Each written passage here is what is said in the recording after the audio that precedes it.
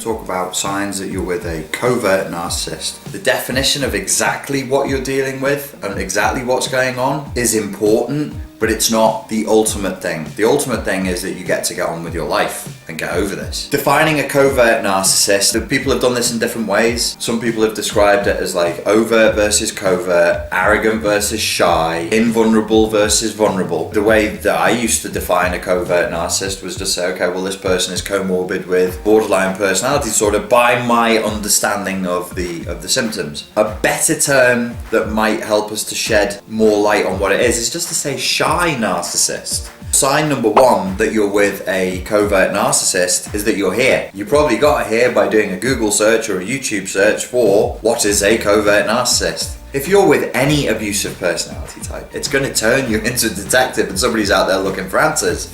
One of the signs for any narcissism, but particularly covert narcissism, is a low level of emotional intelligence. Their EQ, their emotional intelligence, is actually usually pretty low, which is the same for anybody in the cluster B of personality disorders. If you're particularly interested in looking that stuff up, it can be useful. The definition of an overt narcissist doesn't match what you're experiencing. You're getting something that's a little bit different.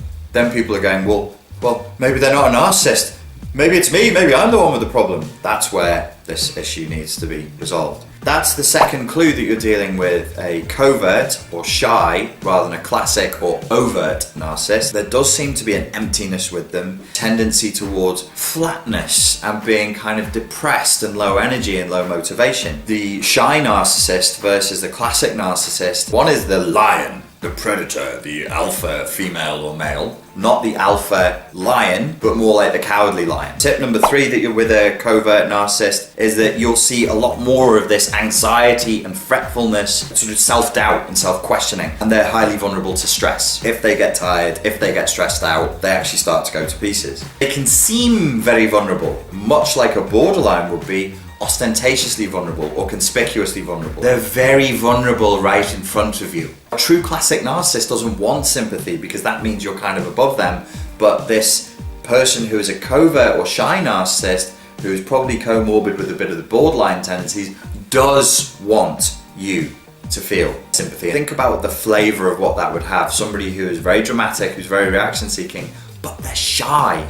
So they want to do it, but can't, so they're either like angry with you that you can't see what the reaction they're looking for, and they're angry with themselves as well. The sign number 4, both classic covert or shy narcissists have extremely grandiose fantasies, but the covert or shy seems to have a little bit more awareness of what demonstrating their grandiose fantasies could do to them in terms of manifesting them. So they get sneakier, they get more Machiavellian. The 5th thing, coverts know that their projected image is false, where a classic narcissist doesn't. A classic narcissist is so invested in their projected image that they've brainwashed themselves into thinking that that's who they really are. But these people feel entitled, are entitled, want more than everybody else and have no empathy for anybody else, but at the same time they hold the conflicting thought, I'm not good enough. Sign number 6, they are actually arrogant, will also therefore never apologize. You know, I'm not going to apologize to you, you're less than me. So they are entitled, they are arrogant, they will refuse to apologize, but they are not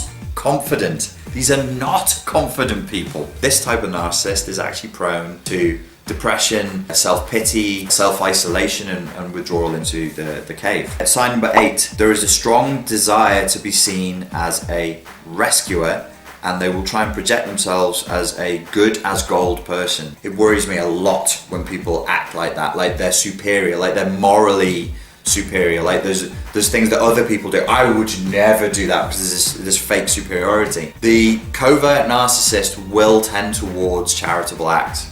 Helping children, helping animals, helping the environment, being involved in charity work, and being seen as benevolent, loving, rescuer type of person. Tip number 9, these people use guilt tripping a lot. This feeds back into their self-pity, sense of having been victimized, of being underappreciated, ostentatiously vulnerable and very conspicuously vulnerable tactics. You know, somebody who just really advertises when they're in pain or is struggling, like a lot. You might stub your toe and say nothing. This person will show you their stubbed toe and go, look, I stubbed my toe. Tip number 10, they're extremely self-centered. This one is not hard to spot. If you fail to spot this one, ladies and gents, that shit is on you. You should be able to see when somebody is neurotically self-centered and they just don't have time for anybody else. They're just living the story of their life and it's all about them and what happened to them, and everything just seems to swirl back to them, how they feel and what they're all about. Covert or shy narcissist is particularly stubborn. It makes sense if you think about it. The stubbornness will be bred into that, because I'm not going to ask you for what I want, but I'm also going to not let you not do what I want. Should we say a passive aggressive way of getting what you want? Extreme stubbornness. And it goes without saying that these people have no respect for boundaries, and that because they have such poor boundaries, especially the generational boundaries, there can be a propensity towards incest, either actual physical incest or emotional incest within the family unit of the covert narcissist. Sign number 11, hypersensitive to criticism. They're hypervigilant to anything that looks like it could affect their self-image. But the covert narcissist is actually hypersensitive to criticism. So even gentle criticism or professional criticism or constructive criticism could lead to a very emotional outburst. Number 12, if you suspect you're with a covert narcissist, look out for the victim mentality. The covert shy narcissist has a huge victim mentality. He would always be the biggest victim in the room, even when it was clearly him who'd done the most awful things to people who were completely innocent. He would manage to twist it around inside of his own head so that he was the one being victimized, which is truly remarkable. Number 13, they tend to project their own insecurities and defects onto you, the partner. They project a lot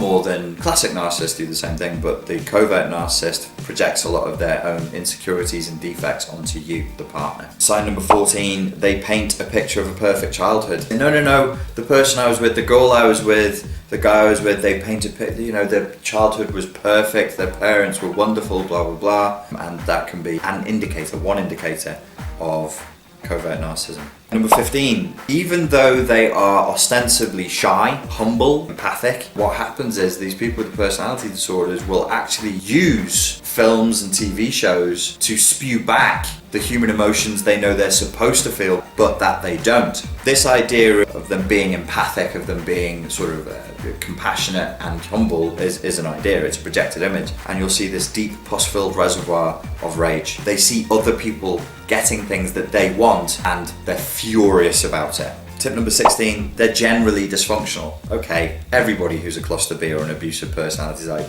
tends to be quite dysfunctional. But with the shy narcissist, because they're not assertive, they're full of self-doubt, they're full of worry, their lives tend to be quite messy. Clue number 17, propensity towards depression. The narcissist, the classic overt narcissist, is typically sort of portrayed as quite a happy-go-lucky person, because if they're successful in their narcissistic endeavor of aggressively but Machiavellianly pursuing narcissistic supply, they'll be in a state of narcissistic elation pretty much all the time. Tip number 18, they really, really feel underappreciated and they moan loudly about that. Nobody understands me, everybody in the world is an idiot. They might never actually come right out and say it, but they'll hint and they'll imply, and the implicit doctrine and the narrative that they spin usually points in a certain direction, and the direction is, I'm amazing but nobody can see it. Tip number 19, lying. These people are going to lie their asses off. The classic narcissist does too, the borderline does too. Anybody who's going to be manipulative is going to lie. Because of the shyness, they don't have the emotional muscle, if you will,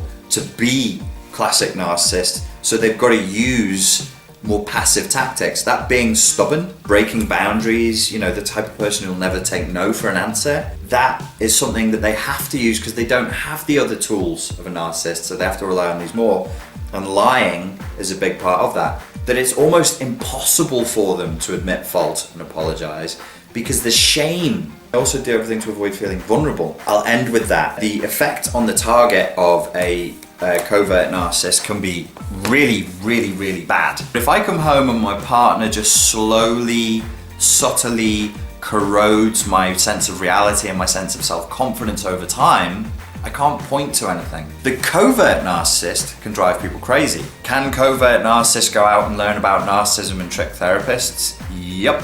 they can. Could there be a propensity towards a covert narcissist being more cerebral than somatic, meaning they're drawing their narcissistic supply from their intellect rather than from their body? Yeah, we can agree, I think, that it's more likely that the shy narcissist is going to be more cerebral, more academic, more intellectual.